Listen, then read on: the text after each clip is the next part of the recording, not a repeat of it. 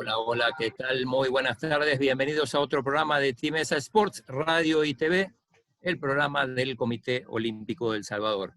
Hoy, miércoles 23 de septiembre, saludamos a Evita Linares. ¿Cómo te va, Evita? Gracias, buenas tardes, Claudio. Muy bien, buenas tardes, amigos. Contentas de poder de nuevo llegar a nuestros amigos que nos ven o nos escuchan en Timesa Sport Radio y TV y agradecer a nuestros aliados incondicionales, Farmacia San Nicolás, Laboratorios Suizos, Aves y CISA, la aseguradora del Timesa. ¿Qué tal de miércoles, Aldito? Buenas tardes. Hola Eva, ¿todo bien? ¿Usted qué tal? Bien, bien, queriendo conocer más cada día sobre el deporte.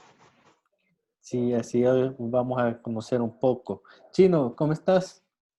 Hola, ¿qué tal? ¿Todo bien? También ansioso por conocer más de la historia de Centroamérica y de El Salvador.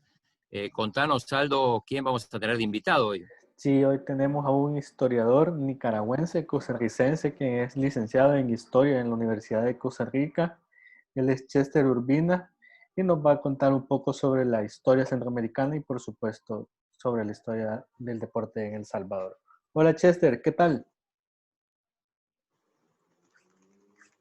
Hola, Chester. Hola, ¿qué tal, amigos? Eva, un gusto. ¿Cómo están? Un placer saludarlos. Bienvenido, cuéntenos su vínculo con El Salvador.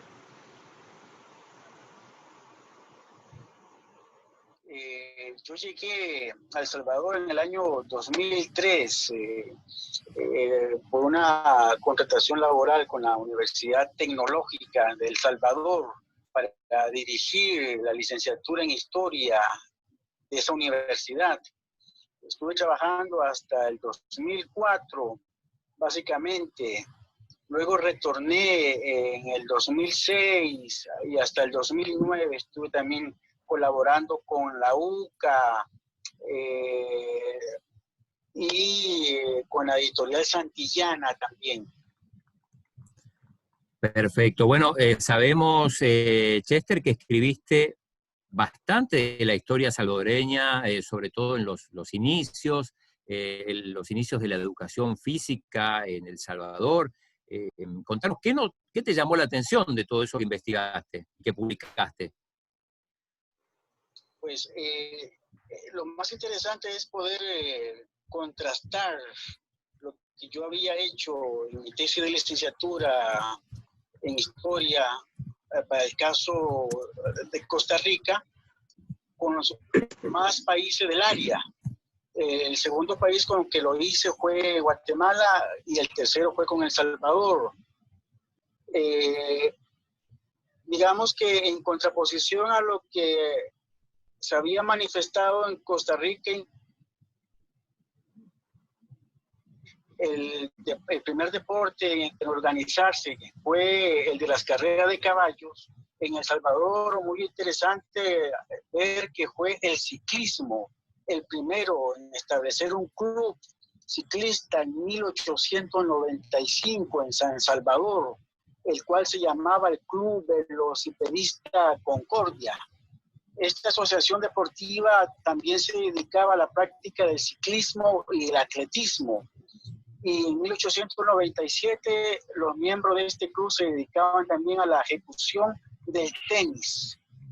Eso es un punto muy interesante, digamos, en el análisis comparativo de la región. Bueno, y ver que el fenómeno del machismo en el inicio del deporte moderno en El Salvador fue una constante, al igual que en América Latina, donde acceso a la práctica del deporte a través de la gimnasia en las pocas instituciones de secundaria que existían en la capital, y en los años 20 al tenis y al baloncesto. La práctica del deporte, sí. No, sí, que después hago. Sí. En estos años, de 1895 a 1921, el deporte en El Salvador se concentró básicamente en las ciudades de San Salvador y Santa Ana, es decir, en el centro y en el occidente cafetalero del país. regiones donde se resumía la identidad mestiza del país y donde estaba el capital y la inversión fuerte para la producción cafetalera del país.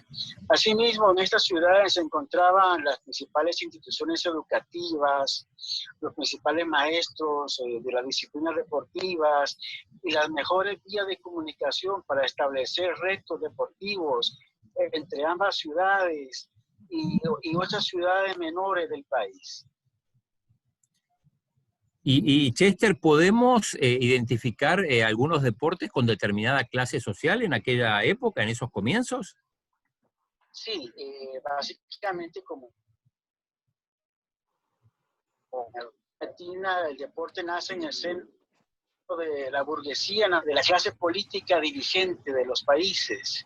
En este caso, el club de los Concordia estaba que podían traer bicicletas de Europa o de Estados Unidos y formar una asociación deportiva. Asimismo, también está la práctica de las carreras de caballos, que también surge en 1895, lo cual, pues, evidentemente nos dice que el poder criar caballos para estas competencias, crear un hipódromo, tanto en Santa Ana como en la capital, no era algo que estaba al acceso de cualquier persona. Para 1896 se funda el Jockey Club Salvadoreño, formado por personas de la élite nacional. Y básicamente los deportes que surgen en estos años, de finales del siglo XIX, ciclismo, tenis, atletismo, carrera de caballos, tiro al blanco, boliche, eran parte de las diversiones que tenían personas pertenecientes a la burguesía nacional cafetalera y a ciertos elementos pertenecientes a las diversas colonias europeas y norteamericanas radicadas en el país. ¿Algunos de estos deportes los trajeron los europeos? Digo, bueno, el fútbol es un ejemplo en todo el mundo, pero supongo que aquí también, pero otros deportes que hayan venido de la mano de extranjeros. Gimnasia, el origen de la gimnasia, de la halterofilia en El Salvador está ligado indudablemente a la inauguración del primer gimnasio en el barrio San Jacinto de la capital salvadoreña en junio de 1861. Su fundador, suponemos que es un inglés de apellido Pradet, lo anunciaba en el diario oficial La Gaceta del Salvador sobre los servicios que este brindaba, el costo, los requisitos para poder ingresar a dicho local. Indudablemente este primer local deportivo, de práctica deportiva, da pie al origen de la práctica del deporte moderno en El Salvador. Y así encontramos los otros deportes que mencioné de la mano de las colonias europeas, que no solamente los europeos, sino sus deportes, digamos que a través del comercio del café, El Salvador mundial, principalmente con Inglaterra a mediados del siglo XIX. Y eso va a provocar que diversos productos culturales, como el teatro, el circo y el deporte moderno lleguen al resto del Salvador. Así hay que destacar también que para 1913 llega a la capital salvadoreña el Circo Japón, el cual daba exhibiciones de jiu-jitsu Y dentro de los artistas que conformaban este circo destaca el personaje que ayudó a difundir las artes marciales en Centroamérica, el famoso Conde Coma. Conde Coma, que dio clases de gimnasia japonesa a militares en el cuartel de artillería en el año 1913. Es un elemento, digamos, de importancia sobre la influencia asiática en El Salvador. Ahí lo tenemos. Ahí lo tenemos en pantalla, Mitsuyo Maeda, Conde Coma. Significa que, digamos, que podría ser que ahí iba surgiendo como esos artes marciales, judo, karate, taekwondo, lima lama. Sí, el Conde Coma era un especialista en varias disciplinas marciales y las ayudó a los militares en un primer momento para darles una formación más físico, pues a los militares nacionales. Un momento muy importante, incluso este Conde Coma en la novela del escritor Manlio Argueta, en el siglo del donde él, cuando era infante, sus padres le hablaban de Coma, pero él escuchó mal y le puso el Conde Poma. Yo hablé con Manlio y le dije sobre esto, y bueno, él no sabía, ¿verdad? El verdadero nombre de este deportista asiático, y bueno, que en su novela de Poma. ¿Evita? Y con relación al esgrima, es de esa mismo, porque también los militares lo practicaban, ¿verdad?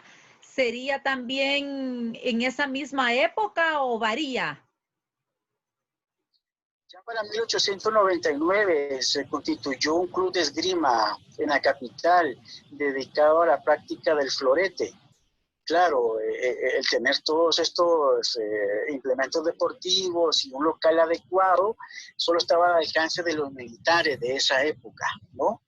De hecho, el nacimiento de las carreras de caballos y el polo está ligado al interés del Estado salvadoreño de finales del siglo XIX de mejorar la raza caballar existente en el país, ya que pues el principal medio de transporte de los militares de esa época eran los caballos, ¿no? Y para 1903 se crea el Hipódromo Occidental de Santa Ana. En 2005 se inaugura el Hipódromo de Aguachapán. Digamos que el interés pues, por parte del Estado era pues, básicamente ayudar a mejorar la equitación militar en el país. O sea, muchos deportes, Chester, vienen de la mano de los militares. Chester, ¿qué se conoce sobre cuando... Adelante, Claudio, adelante. No, que estaba terminando, Chester. Sí, una parte, Claudio, básicamente el origen del deporte en El Salvador es un fenómeno civil, igual que en el fútbol, ¿no? Merece atención aparte. Ya te vamos a preguntar del fútbol. Hasta 1800, sí, ¿verdad? Que también tuvo participación militar, pero es un fenómeno puramente civil, ¿no? Quisiera hacer un puente, ¿no? Ya que tocamos el balompié, porque merece atención aparte, o al menos... no sé. Claudio, antes de quizás preguntarle de fútbol... Chester, Eva quiere preguntarte algo antes que te metas en el fútbol. Si en algunas documentaciones que he estado buscando acá en internet de historia del deporte, se habla de que cuando se creó el Comité Olímpico de El Salvador, también se dio origen a unas asociaciones olímpicas departamentales. ¿Qué nos puede decir usted al respecto sobre ello?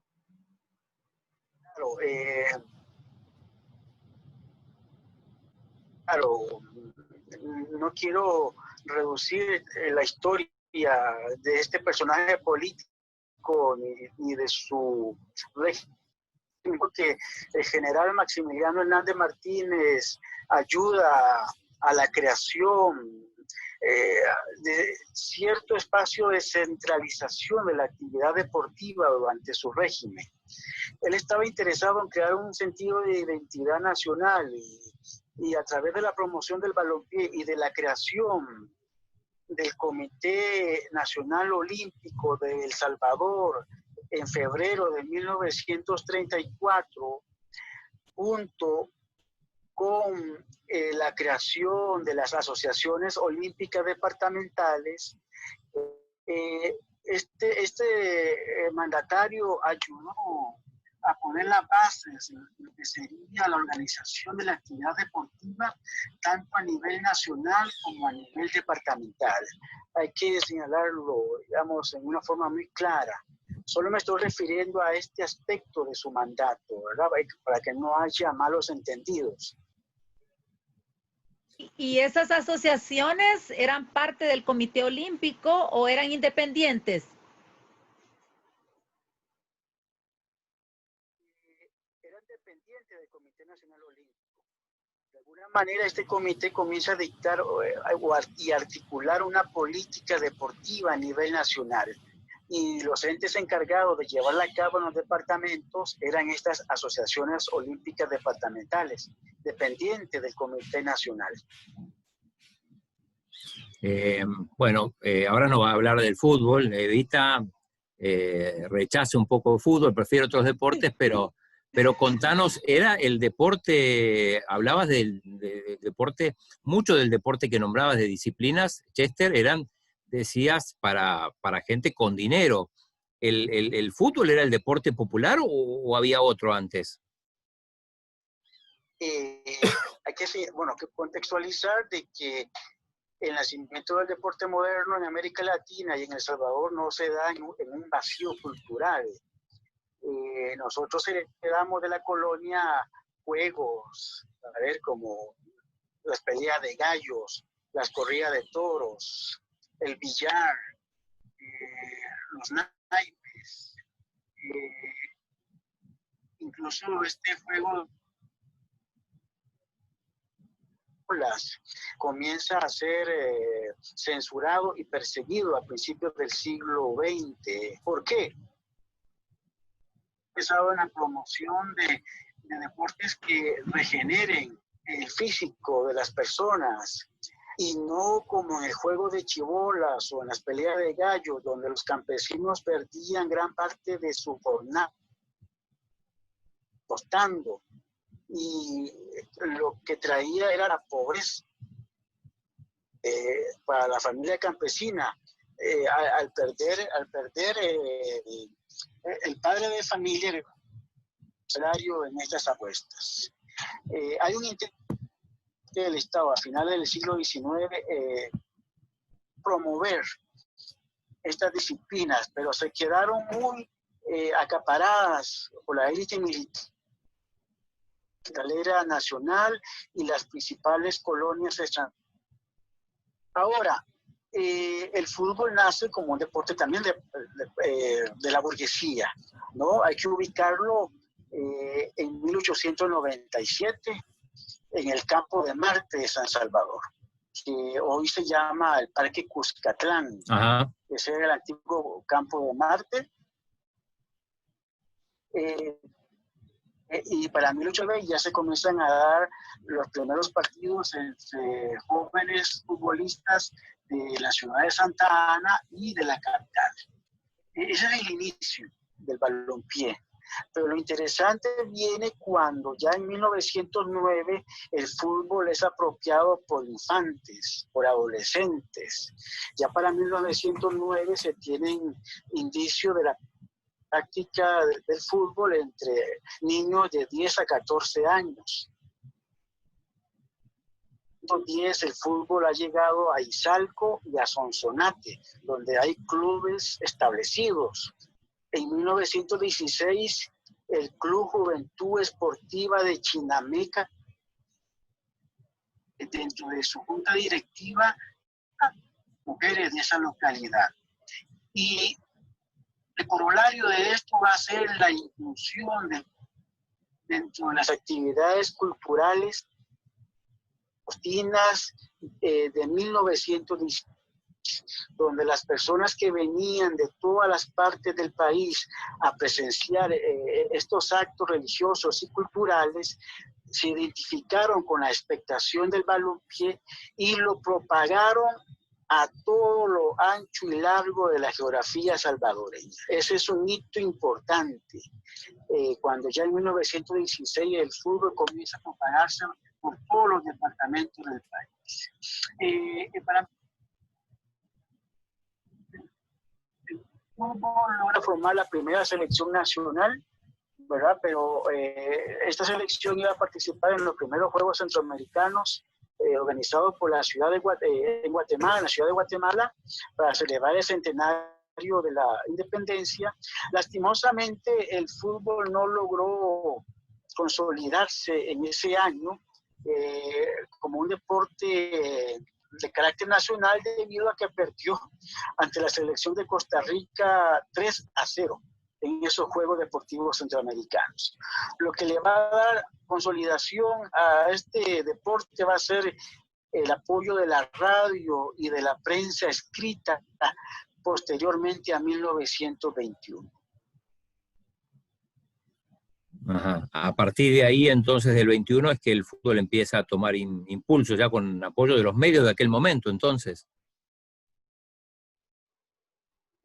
Es así.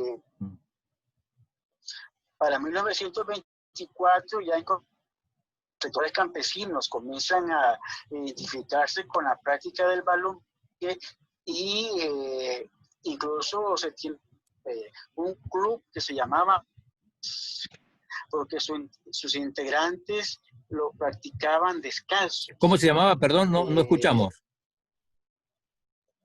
Chuñas. Ajá. Chuñas. Porque sus integrantes lo practicaban descalzos. También ya para esta época de los años 20, los federativos santanecos le comienzan a prohibir a estas personas que lo jugaban descalzo que lo practicaran así. Entonces ya vemos cómo, ¿verdad?, ya el fútbol comienza a tomar estándares internacionales, ¿no?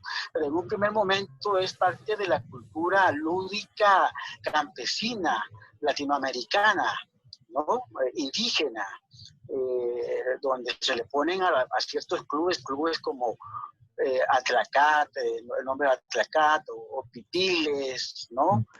Que dan una identificación departamental o nacional al balompié. Hay un apropiamiento ya, ¿verdad?, para esta época del balompié entre los sectores trabajadores, principalmente capitalinos, ¿no?, que comienzan a organizar clubes muy fuertes y a poner la base nacional. ¿Y hay algún club, Chester, que en su momento fue muy, muy fuerte y que ahora, ha desaparecido? Sí, uno destacado fue el famoso Club Hércules. El Hércules. Chester, y en se fundó en 1904. Sí. En ese Hércules se hacía fútbol o varias disciplinas, porque en unas personas de atletas olímpicos del 68 han mencionado que allí se entrenaban, pero no sé qué nos pueda decir usted.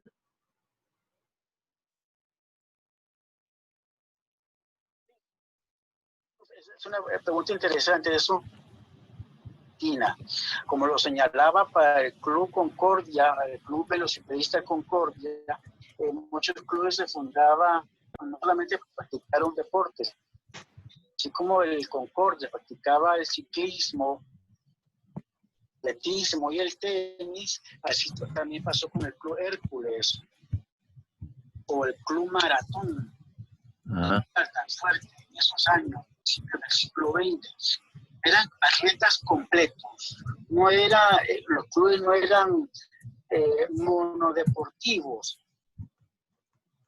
¿no? Allí encontramos de atletismo, de halterofilia, de fútbol, de baloncesto, de esgrima, todos alrededor deportiva. Eso es muy importante y eso se ha ido perdiendo a lo largo del tiempo. Y puede ser, Chester, que ahí en el Hércules jugaba Carlos Escobar Leiva, que bueno, fue el primer medallista centroamericano y del Caribe, El Salvador, en golf, pero que también participaba de fútbol. Sí, es posible, como te digo, los periódicos no dan todos los nombres de sus integrantes. A veces los daban, otras veces no, pero sí sabemos de que, digamos, el Club Hércules fue una cantera de formación de diversos atletas de las más variadas disciplinas deportivas imaginar, no solamente en fútbol. Es posible, Claudio. Uh-huh. Mira, otra cosa que nos llama la atención de tus escritos es, estoy leyendo acá Deporte, Identidades y Modernización en Centroamérica, y decís, o escribís aquí que entre el año 1895 y 1921, bueno, dice, las primeras disciplinas en emerger fueron ciclismo, como decías, carrera de caballo, fútbol, tiro al blanco, regatas, natación, béisbol, atletismo, tenis, billar, automovilismo, motociclismo, baloncesto y gimnasia, y decís que en esa época, en ese periodo, se crearon 72 asociaciones dedicadas a la práctica del deporte. Llama la atención la cantidad, ¿no? Claro. Nos dice mucho de cierto proceso de integración cultural, Claudio, que se da principalmente con el martinato, ¿verdad? A ver, de finales del siglo XIX hasta el año 31, la fundación de clubes deportivos, a ver, estuvo al acceso de un pequeño grupo de personas que podían mantener una asociación deportiva. Muchas de ellas no duraban muchos años, pero va a ser a partir del año 31, con este proceso de integración que inicia el general Maximiliano Hernández Martínez, y con la creación del Comité Nacional Olímpico, que el deporte va a experimentar un proceso de auge y de masificación a nivel nacional. Eso es digno de destacarlo, ¿no? Y que posteriormente al 44, digamos, el Estado va a asumir ese legado, sobre todo en los años 50 y 60, con los mandatos de presidentes Osorio y Lemus, que van a impulsar mucho la educación y la cultura física a nivel nacional. Posteriormente a esto, el fútbol va a experimentar altos y bajos por diferentes momentos políticos y económicos que atraviesa el país, pero un momento que le va a dar auge, sobre todo al fútbol, y que lo va a ayudar en ese proceso de consolidación, va a ser la famosa Guerra del Fútbol de 1969, ¿no? Ahí vemos que el deporte no es algo neutral, que el deporte forma parte de las relaciones sociales, políticas, culturales, religiosas, y configura una sociedad y un país. El fútbol y el deporte en general no pueden estudiarse como fenómenos aislados, autónomos, son parte de ese entramado. Y lo más rico de los estudios sociales sobre este fenómeno cultural es ver esas identidades que ayuda a generar. ¿Cómo ayudó a consolidar identidades de barrio, capital o de Santa Ana, por ejemplo, identidades étnicas en Sonsonate, en Salco, por ejemplo, identidades de clase, pues, identidad nacional, con la formación de una selección nacional, aunque esta no tenga los triunfos suficientes para consolidar de los salvadoreños, pero el tener una representación, una selección nacional ayuda a la identidad. una ciudadanía. Sí, a la identidad. Y lo interesante es que, bueno, antes, a ver, los ricos iban a ver jugar a los pobres fútbol. Hoy en día, los pobres vamos a ver a jugar a multimillonarios fútbol. Es una contradicción, ¿eh? Cambiaron las cosas. Este deporte, sí, y lo que otros deportes, porque el fútbol realmente fue un fenómeno aislado, tuvo que competir con el ciclismo, con esto, con el tenis, por ejemplo, hasta lograrse consolidar como el deporte número 1 de los salvadoreños. Y uno de los pocos clubes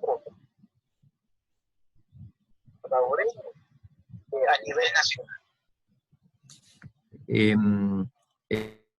Chester, estamos viendo aquí la portada del libro Deporte y Sociedad, que dice Procesos históricos regionales en América Latina durante el primer tercio del siglo XX.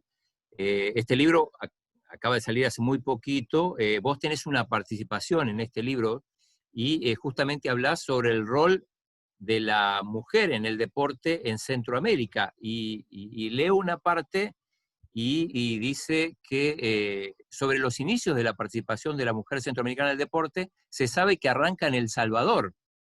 Y contás, bueno, que en el año 1881, con la gimnasia, con el Colegio de Señoritas de Santa Ana. ¿Podés ampliarnos un poco más de esto, que nos parece súper interesante? Sí, como te digo, lo interesante de poder hacer esto es ubicar bien este fenómeno en su dimensión regional o nacional, precisamente, ¿no?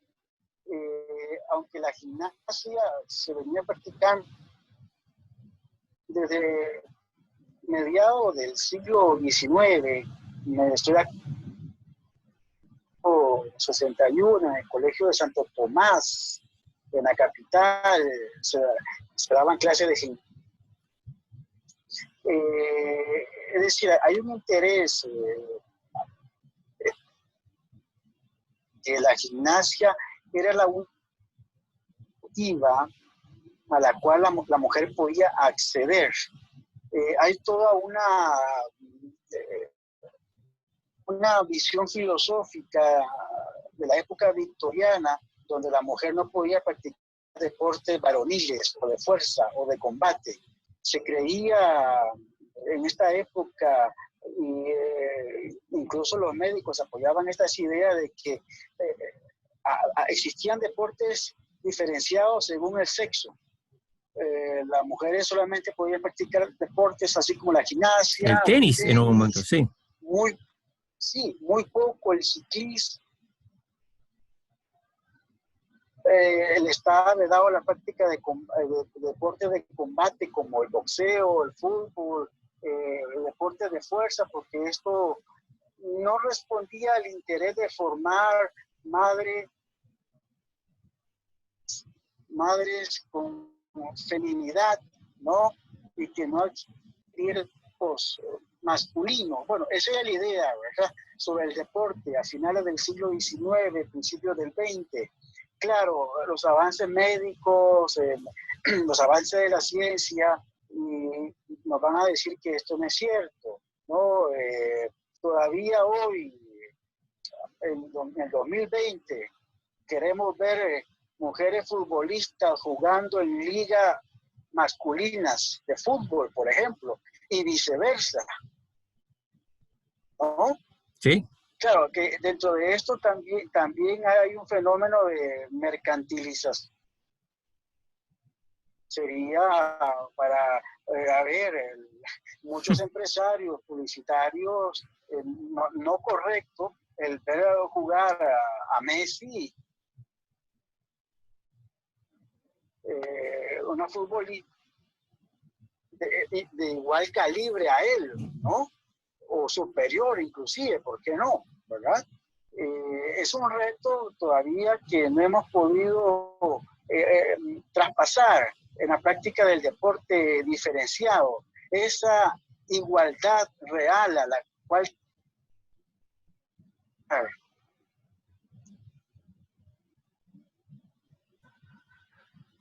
Sí, no. Chester, Y dale, Vita. Chester, si nos puede decir algunos nombres de mujeres a nivel de El Salvador o de Centroamérica que se fueron destacando en algunos deportes.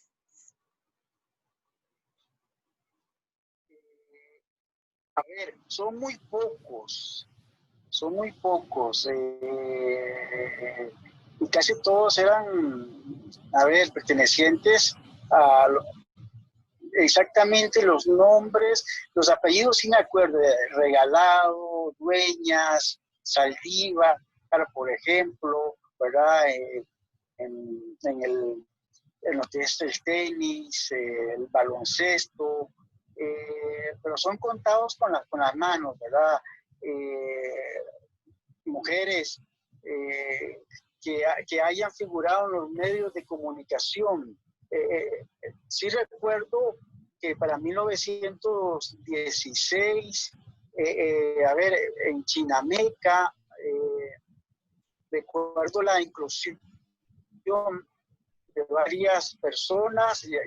Quiero recordarme de esta Asociación Deportiva de Chinameca de 1916, donde incluyen a mujeres. Dentro de ellas son pioneras las señoras Emerenciana Granados, Lucila E. Gómez y Bersabe Granados, para Chinameca, para lo que es la conformación del Club Juventud Esportiva de Chinameca. Eso me parece muy interesante. Como ¿verdad? dirigentes, Chester, perdón, muy democrático. ¿Como dirigentes o como deportistas? También, bueno, gente, ¿verdad? Como dirigentes, como deportistas, esto todavía vamos a esperar varias décadas más, ¿verdad? Para que esta visión victoriana del deporte se rompa. Yo, la pista es hasta el año 1921, ¿verdad? En torno al origen del deporte, básicamente. Y Chester, también hablabas al comienzo del tema del machismo en la región, ¿no? ¿De qué manera influyó para que se desarrollen algunos deportes y otros no? Ah, claro. A ver,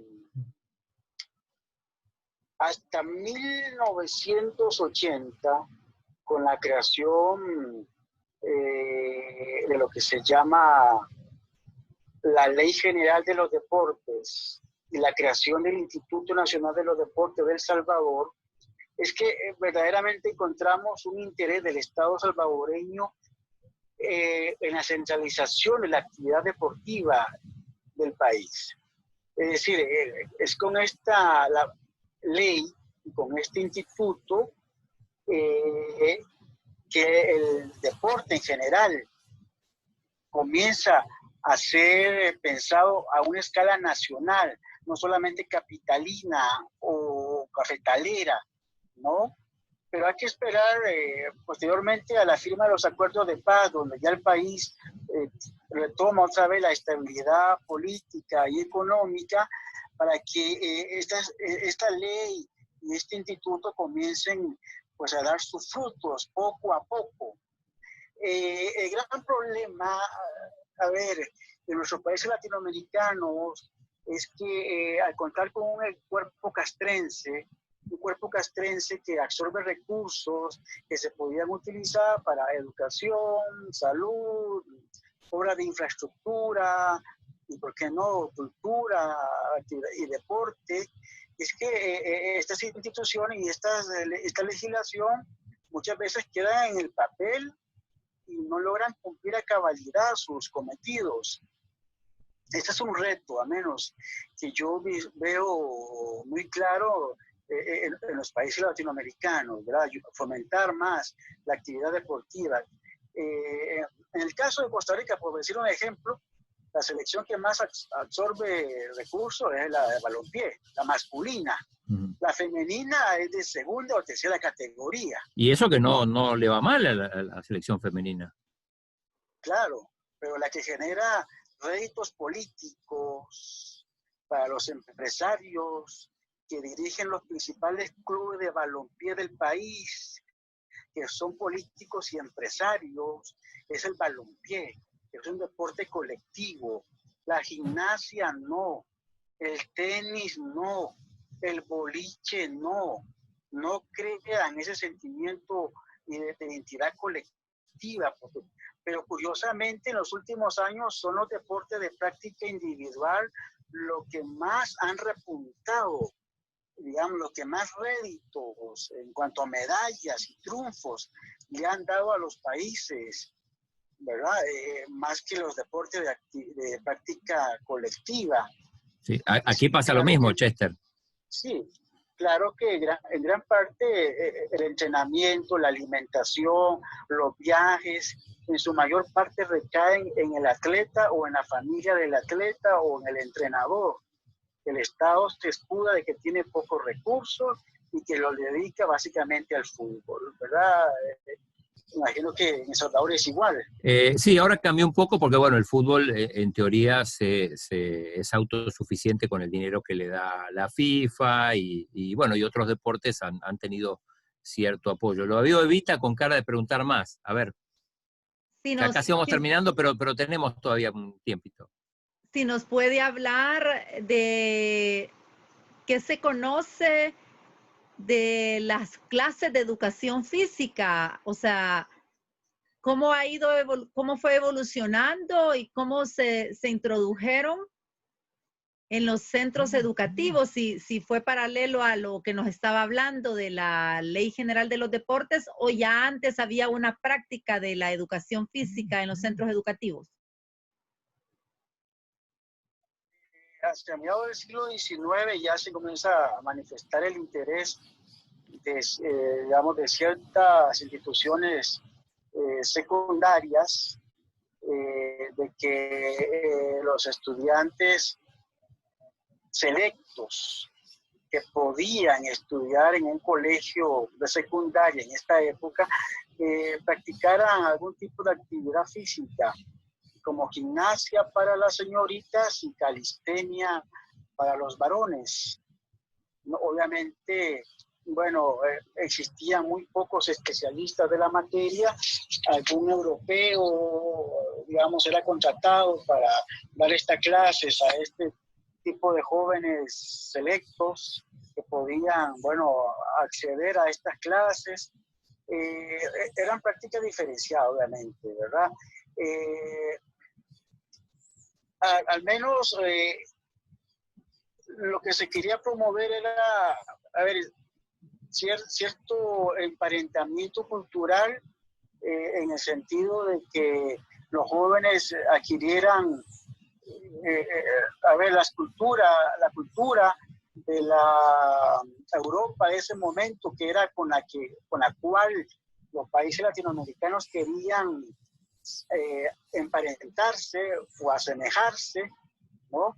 En el caso de los varones, en los colegios secundarios, en algunos casos la calistenia estaba emparentada con la clase de ejercicios militares.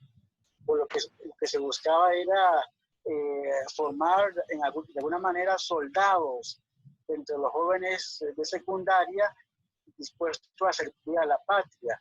Y en el caso de la señorita, pues formar madres sanas, que trajeran hijos sanos al país, o dieran hijos sanos al país. Esa era la función diferenciada de esa actividad deportiva incipiente, ¿verdad? En estos años. Me estoy acordando ahora, Eva, sobre tu pregunta, sobre algunas de las primeras deportistas de El Salvador. Sí. Me estoy recordando de que para diciembre de 1921 se efectuaron algunos partidos de tenis y de baloncesto. Por ejemplo, en el caso del baloncesto, en el Liceo Francés de la capital, se destacó la participación de las señoritas Margarita Alcaine y Tula Serra. Y digamos, esto como tal vez algunas de las primeras deportistas destacadas por la prensa, ¿verdad? Pero ya en 1921, ¿verdad?